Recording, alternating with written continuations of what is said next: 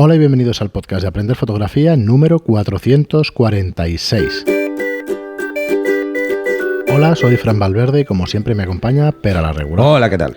Muy buenas, Pera. Pues como os digo siempre, antes de empezar el contenido de hoy, recordaros que paséis por nuestra web aprenderfotografía.online, donde encontráis los cursos y que son, la manera más fácil y más rápida de aprender a fotografiar a través de videotutoriales.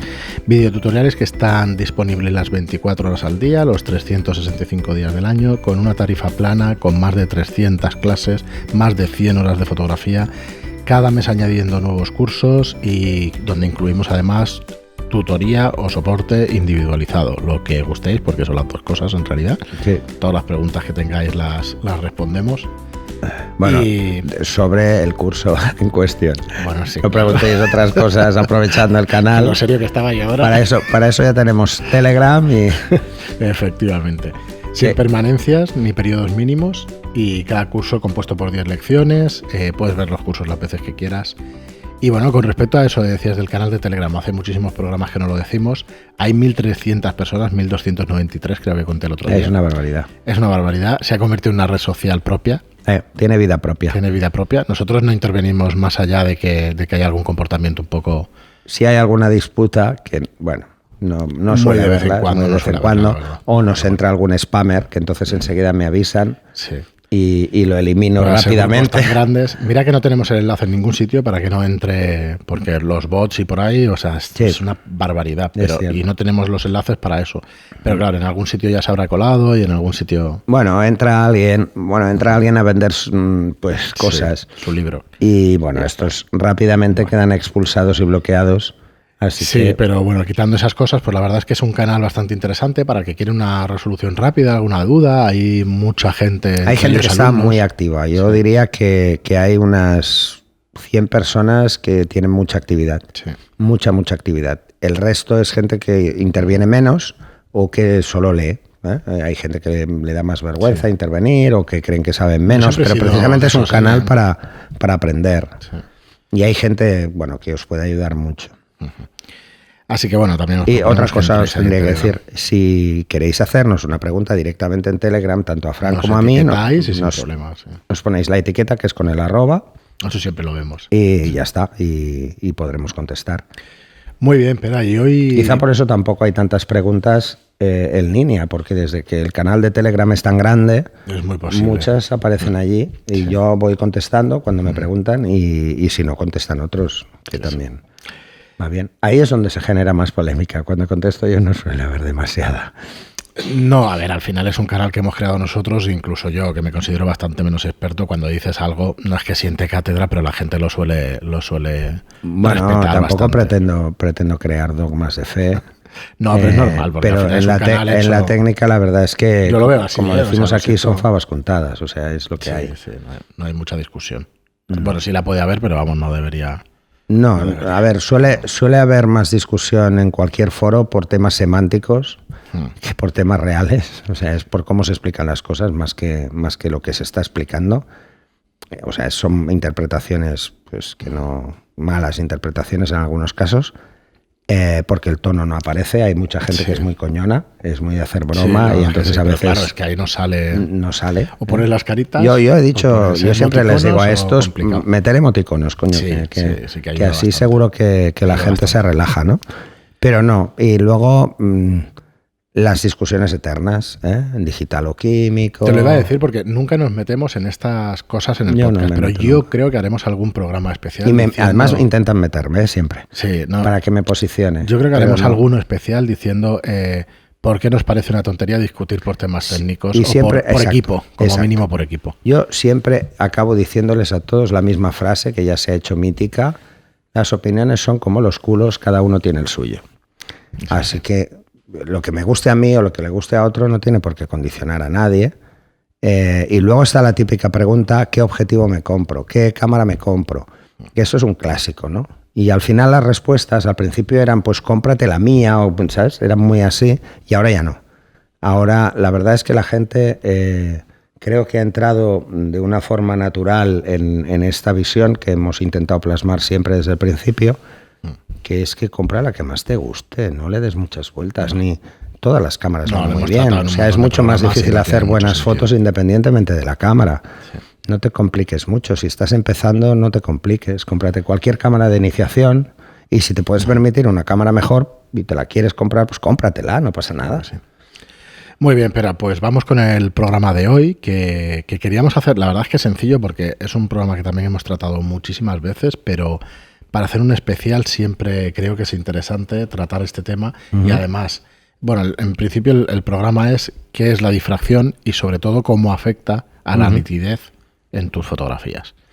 A ver, hay que tener en cuenta que la difracción es una cosa que no podemos controlar, precisamente porque es como es la luz en sí, o sea, es como es físicamente la luz. La luz se transmite por ondas, entonces estas ondas van en línea recta y hay una peculiaridad, y es que cuando tocan cuando intentan pasar por un espacio muy pequeño, estas ondas sufren una ligera distorsión. Esa distorsión... ¿Son los fotones directamente en forma de ondas? Simplemente se abre, Sí. se abre y bueno, la luz se expande en forma de cono y cuando llega a esos puntos lo que hace es expandirse todavía más en más dirección, ¿no? En forma de cono también, pero claro, se genera una distorsión. Cuando el orificio es pequeño y fino, es especialmente sensible. ¿Y qué tenemos que puede ser pequeño y fino? El diafragma.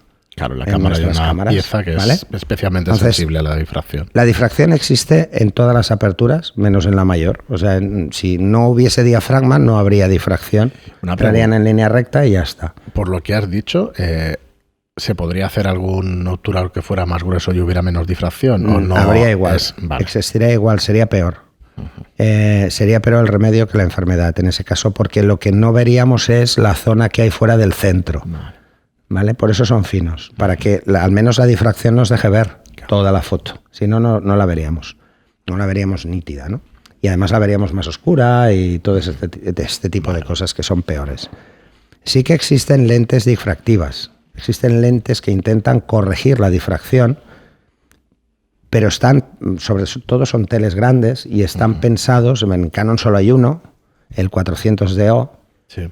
Que está pensado, pues por ejemplo, gente que hace fotografías con diafragmas muy cerrados porque hay mucho brillo en la escena, hay mucha luz en la escena, que son, por ejemplo, si te vas al círculo polar a hacer fotos a los osos, ¿no? Muy blanco todo, mucha luz reflejada y estás obligado a cerrar mucho. Pues en esas situaciones, estas lentes difractivas ayudan a minimizar ese efecto. Claro, lo has dicho un montón de veces. Al final las lentes o las ópticas se diseñan para lo que... se deberían utilizar. Olvidémonos de este caso, ¿vale? Porque es un caso muy concreto, sí, es muy especial, sí. Y es muy especial, ¿no? Incluso poco frecuente. No hay mucha gente que vaya a hacer ese tipo de fotos. Y se pueden hacer perfectamente con cualquier otro objetivo. A ver, ¿cómo nos afecta realmente la difracción? Bueno, pues la difracción lo que nos afecta es cuando cerramos mucho el diafragma y entonces la luz, al chocar con los cantos de nuestro diafragma, se difracta, o sea, se abre y genera una zona menos nítida. Vemos un centro muy nítido y unos extremos cada vez menos nítidos. Y además lo hace en forma de ondas, normal. O sea, imaginaros que tenéis una piedra, un estanque. La salpicadura inicial es mucho más alta que las posteriores. Esa sería la zona más nítida. Conforme baja, perdemos nitidez. Conforme sube, ganamos nitidez. Y veréis que hace como picos. El ejemplo muy claro, es tirar una piedra en un estanque. Esos círculos se le llama círculo de Arley, que en fotografía se trasladan en nitidez. Pero es exactamente igual, porque la onda de la piedra también es circular, como es ondulatoria, igual que la luz, ¿no? ¿Esto cómo nos afecta? Pues nos va a dar un centro mucho más nítido que los extremos. Y diréis, en fotografía siempre el centro es más nítido que los extremos. Por la curvatura de la lente, un plano totalmente recto está más cerca el centro que los extremos, así que puede haber un desenfoque y verlo menos nítido, porque la imagen tiene forma de cono. Así que sí, pero esto es normal que pase en todos los objetivos a cualquier apertura, sobre todo porque precisamente por esa curvatura de la lente, pero en el caso de la difracción nos va a pasar con aperturas muy cerradas sobre todo, ¿no? La difracción, como decía, la tenemos desde el principio, pero empieza a ser visible a partir de F16. Empieza a notarse. Por encima de F16 cada vez se nota más. En formato medio no. Proporcionalmente el diafragma es mayor. Vale. Proporcionalmente porque el sensor es mayor. Entonces, como es mayor y la distancia no es exactamente la misma, pues ¿qué pasa? Que lo que no es la misma, por eso un 50 milímetros en formato medio no es un 50 milímetros en 35 de focal. ¿Vale? Entonces, ¿qué pasa? Pues que como es proporcionalmente mayor, empieza más tarde y suele empezar por encima de F22. No hay que confundir lo que es la difracción, que pasa con aperturas muy cerradas, con, por ejemplo, el viñeteo, que pasa con muy abiertas. El viñeteo simplemente es como una sombra, es una zona más oscura alrededor, solo en las esquinas, y que se produce precisamente por el efecto contrario, y es que entra mucha luz. Y hay 3 tipos fundamentales lo diré otra vez, de viñeteo, que ya trataremos. La difracción, ¿qué pasa? Pues que al pasar esta luz por un agujero más pequeño, el problema es ese, que el centro se ve muy bien, los extremos se van viendo de forma ondulatoria bien y mal, ¿no? Entonces es difícil verlo a simple vista, es muy difícil verlo. Hay que darse cuenta, hay que hacer una prueba. Si queréis ver cómo os afecta la difracción con vuestro objetivo, pues lo veréis. Aquí, por mucho que invirtáis en un objetivo, la difracción es la misma. O sea, esta va a ser más acusada o menos acusada, no, va a existir igual. Depende de la construcción del diafragma, puede notarse menos, puede, pero muy poco. La diferencia son mínimas. ¿El número de palas del diafragma afecta a la difracción? No, porque sigue siendo, si no es circular es pentagonal, pero sigue siendo igual de fino y se va a romper igual. O sea, se va a difractar igual, se va a abrir igual la luz. Esta distorsión de la luz nos provoca este efecto. Así que tenéis que procurar no hacer fotografías con aperturas muy cerradas. Para eso existen los filtros ND. Es mucho mejor un filtro ND que cerrar mucho. Un filtro va a restarnos nitidez de forma genérica porque es poner un cristal delante de nuestra lente, pero la difracción es mucho peor. Es mucho peor porque se notará. Si queréis hacer la prueba, cogéis la cámara en un trípode, hacéis cualquier objeto que ocupe todo el encuadre, no os pongáis muy cerca del objeto, jugar con una focal más larga, porque si os ponéis muy cerca, lo que decía de la lente, la curva de la lente hará que ya veáis mal las esquinas y no interesa. O sea, interesa que la distancia sea lo más próxima posible, que ocupe todo el encuadre. Hacéis una foto a 2.8, por ejemplo, y veréis el efecto que produce otra vez el viñeteo. Y luego entráis en lo que se llama la zona de punto dulce, donde todos los objetivos son más limpios, que está entre 5.6 y 8 y F8. A partir de hasta 8, 11, vale. 8 es hasta 11 y 8 viene a ser el ideal. Donde tenemos un equilibrio entre aberraciones, que son en aperturas mayores, y difracción, que son aperturas más pequeñas. Entonces hacéis la prueba 2.8, hacéis la prueba F8, por ejemplo, y hacéis la prueba F16 o F22 o lo que sea. Y os daréis cuenta de que la zona central suele ser mucho más limpia porque la luz entra totalmente en línea recta, no se abre al tocar los bordes del diafragma, y os daréis cuenta de que os iréis moviendo, ampliando la imagen del centro a los extremos y veréis zonas limpias, zonas no limpias, hasta que los extremos más lejanos del centro, sobre todo en el plano horizontal, veréis que apenas hay nitidez. Cuando hagáis esta prueba, jugar con la obturación. No juguéis con el ISO. ¿Vale? No, vais a perder, o sea, el triángulo de exposición, tenerlo en cuenta. En este tema es un binomio. Sí. Mejor utilizar dos cosas. No uséis el ISO porque os confundirá.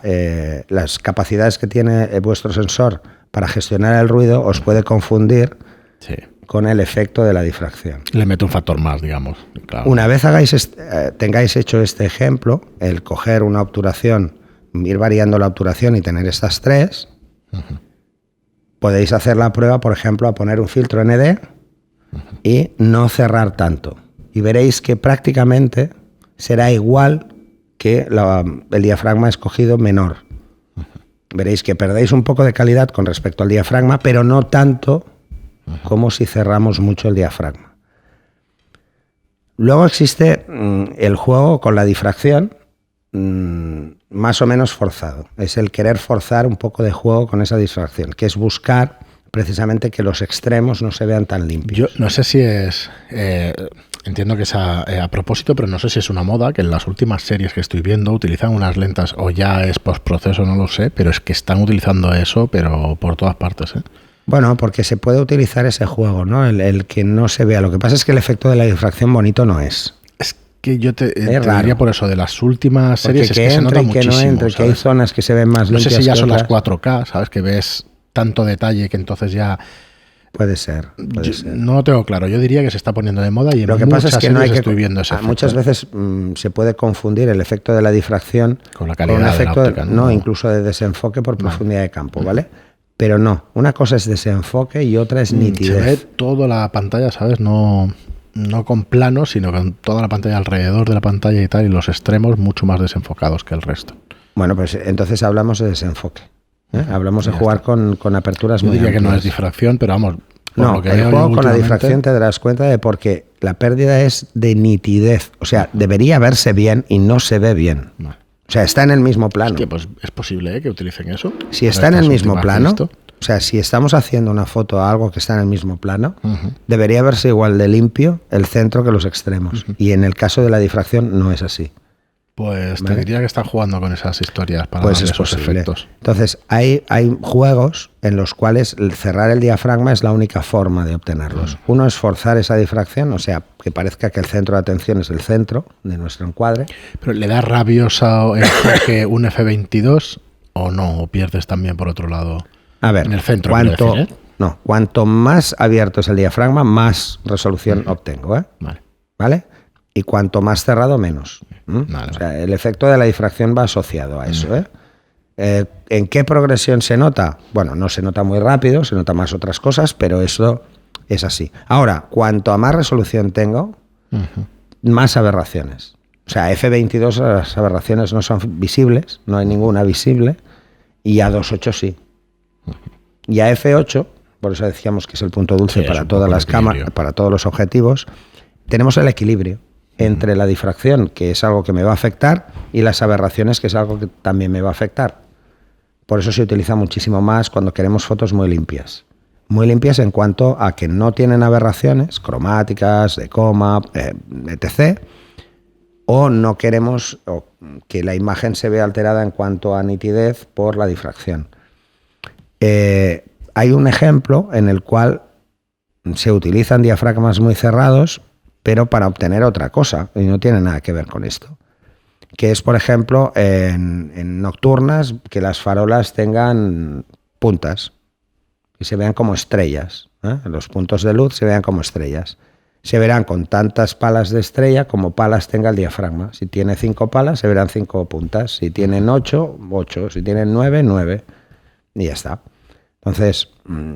esto nos afecta, por ejemplo, a las palas, igual que nos afecta al desenfoque el número de palas. Cuantas más palas tiene, el desenfoque más limpio. ¿La pupila de entrada de las lentes varía el tema de la difracción? No, porque es el diafragma el único elemento que es más pequeño. Se interpone, ¿qué? El tamaño de la pupila de entrada afecta en la resolución óptica, ¿vale? Sobre todo se nota muchísimo en angulares. Y en angulares se nota mucho porque la curva es muy forzada. Sí. Entonces, cuanta más pupila de entrada, mejor entra la luz, ¿vale? Y entra con más, es más limpia. Y, por ejemplo, en superteles. Pero en superteles es por lo contrario. Fijaros que las pupilas de entrada de un supertele son muy grandes, pero el ángulo es muy pequeño. Pues ¿por qué el cristal es tan grande? Para que la zona central sea lo más recta posible. O sea, no tengamos el efecto curva. No está cogiendo, digamos, todo no tengamos el efecto curva en el plano. Y entonces tengamos una imagen más limpia en el centro de los extremos. Cuanto más curva es la lente, más se nota la diferencia del centro de los extremos en una fotografía convencional. Si a eso le sumamos que puede haber difracción, pues se notará más. todavía. Por ejemplo, si cogéis un gran angular, 24, y hacéis una fotografía a una pared decorada o como queráis, algo que tenga detalle toda la pared, lo hacéis con un 24, os daréis cuenta de que del centro a los extremos, incluso en 2.8 o incluso en F8, vais a ver que en 2.8 puede haber alguna aberración y en F8 no son tan visibles las aberraciones, pero sí que veréis que los extremos son un poquito menos nítidos, es por la curva de la lente. La pared es recta y mi lente es curva, muy curva además. El efecto trasladado, por ejemplo, a difracción, pues es todavía más visible. Si esa misma pared nos vamos con 300, nos vamos muy lejos y hacemos la foto, os daréis cuenta de que el centro a los extremos, porque la lente es más recta en el centro, en el ángulo de visión, os daréis cuenta que del centro a los extremos no hay apenas diferencia, o ninguna, si el objetivo es muy bueno, pero la difracción le afecta igual, del centro a los extremos. Muy bien, Pera, pues hasta aquí. Es un poco rollo, pero bueno. No, pero ha salido bastante más sencillo de lo que yo esperaba. O sea, bueno, está que bien, sepáis que si cerramos diafragma, claros la difracción va a hacer que no veamos tan nítido fuera de la parte central. Te da un salto también tu fotografía cuando te compras los objetivos tan buenos como que tienes 1.2 y 1.4 y siempre quieres disparar esas aperturas. Cerrar siempre es una buena idea, 5.6 o F8, y te da un salto tu nivel fotográfico, te da un salto. A ver, ¿cuál es la ventaja? ¿Cuál es la ventaja de tener objetivos muy, muy buenos? Es que puedes disparar aperturas muy abiertas, pero muy cerradas no. Fijaros, los objetivos 1.2 no suelen pasar de 16 o de 22. No suelen pasar porque no tienen sentido. Porque son objetivos pensados para retrato, o son objetivos pensados para uso general en la calle, por ejemplo, el 50-1.2 llega hasta 22, el 85 llega hasta 16, o sea, no tiene sentido. Pues como digo, hasta aquí el programa de hoy. Muchísimas gracias a todos por estar ahí, muchísimas gracias por vernos, por escucharnos. Y gracias por vuestras reseñas de 5 estrellas en iTunes y por vuestros me gusta y comentarios en iVoox. Muchas gracias y hasta el próximo programa. Hasta el siguiente.